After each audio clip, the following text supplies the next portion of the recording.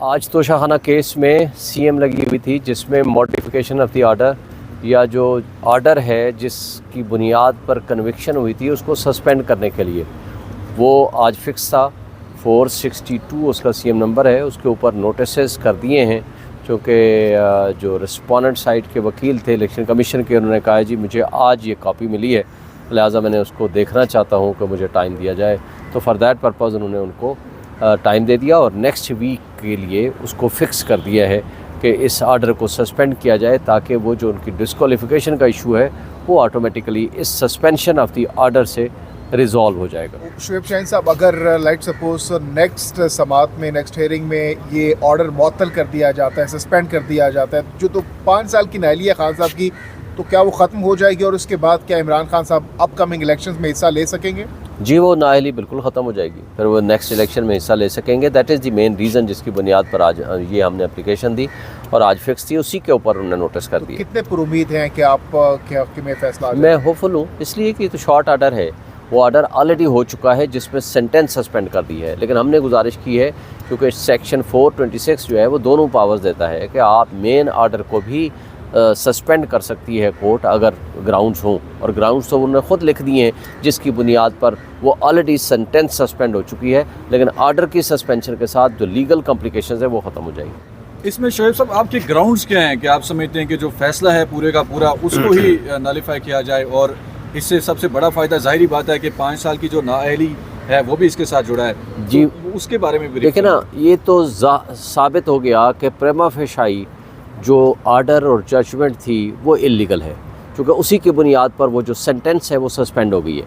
लेकिन अगर वो ऑर्डर सस्पेंड हो जाता है सेक्शन 426 सीआरपीसी के तहत, फिर वो डिस्क्वालिफिकेशन वाला जो डिस्प्यूट है वो भी रिजॉल्व हो जाता है। और मेन केस के अंदर तो चूँकि बहुत फ्लॉ है उनके इस कन्विक्शन के ऊपर, जो जज ने जिस तरह ऑर्डर पास किया वो गलत था। इलेक्शन कमीशन ने टाइम बाद वो कंप्लेंट फ़ाइल की थी, दैट वाज आल्सो इलीगल। और फिर उनको जिस बंदे के ज़रिए फ़ाइल हुई वो ऑथराइज्ड पर्सन नहीं था, जुरिस्डिक्शन का क्वेश्चन इन्वॉल्व है, मैजिस्ट्रेट के ज़रिए आना चाहिए था। फिर हक़ दिफा हमारा ख़त्म कर दिया गया था। फिर वो भी आपके सारा नॉलेज में है कि किस तरीके से उन्होंने हमारे साथ जो बिहेव किया है।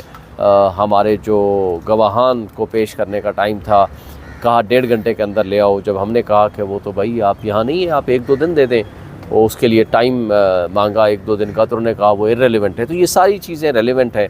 अब it will be decided at the time of main arguments. लेकिन असल क्वेश्चन ये है कि वो जो ऑर्डर है वो on the face of it illegal है, तो उसको ऑर्डर को ही सस्पेंड कर दिया जाए, सो दैट आगे जो उससे लीगल कॉम्प्लिकेशंस है वो हमारे रिजॉल्व हो जाए। इसमें ये बहुत इंपॉर्टेंट है जानना कि अगर ये फ़ैसला कहीं इसमें इस तरह की चीज़ें थी और ये रिवर्स होता है, तो जुडिशल मैटर्स में ये आप चूँकि एक वकील हैं, क्या कानूनी राय रखते हैं कि एक जो जज हैं जूनियर अदालत के हैं या सेशन कोर्ट के हैं, उन्होंने एक फ़ैसला सुनाया और वो पूरे का पूरा फ़ैसला रिवर्स हो गया, तो कोई ऐसा मैकेनिज़्म नहीं है कि जो जजेस हैं उनकी भी इस्लाह की जाए? और अगर कोई फ़ैसला इस तरह को कोई जज देता है जिसमें ख़ास तौर पर एलिगेशन आपकी जमात के लोग लगाते रहे कि वो ज़ाती तासुब की बुनियाद पर उन्होंने फ़ैसला दिया और इमरान खान को बाहर जाने से पहले शायद किसी सेटलमेंट के थ्रू उन्होंने वो खुद बाहर भी गए और ऐसा फ़ैसला भी दिया, तो उस जज के ख़िलाफ़ कोई कार्रवाई नहीं हो सकती? कोई इस तरह का कोई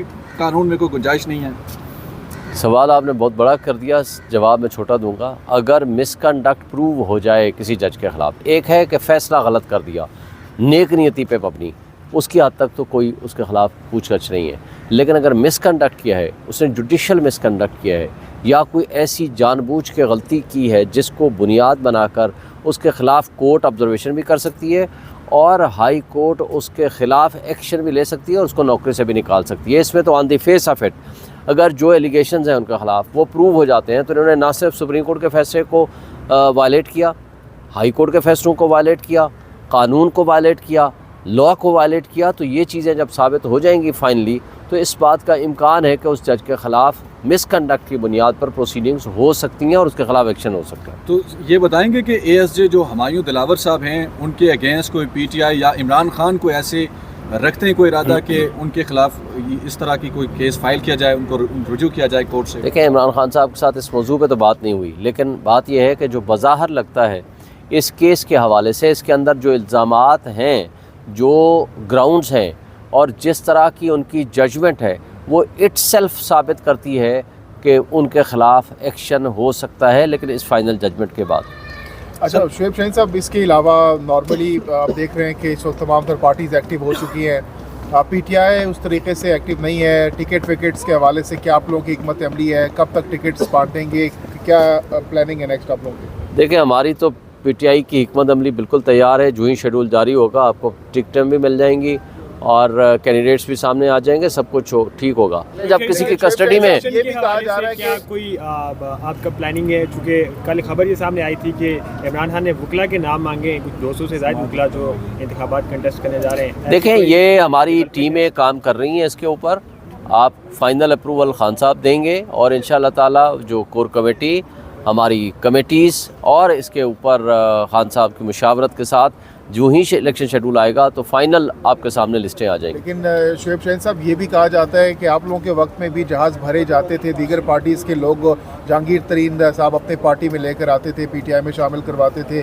तो बहुत से लोग ये सवाल कर रहे हैं कि उस टाइम आप कहते थे ठीक है, आज कह रहे हैं कि गलत है। तो पहली बात तो यह है कि आज इस बात को मान लें कि आज गलत हो रहा है। दूसरी बात, मुझे बता दें कितने सदाकत अब्बासी उनके उठा करके मीडिया हाउसेस पहुँचाए गए थे, कितने उस्मान डार जो गिरफ़्तार हुए होम मिनिस्टर के मुताबिक, गिरफ़्तार करने के 24 घंटे के अंदर अंदर अदालत में पेश किया जाता है आर्टिकल 10 के मुताबिक।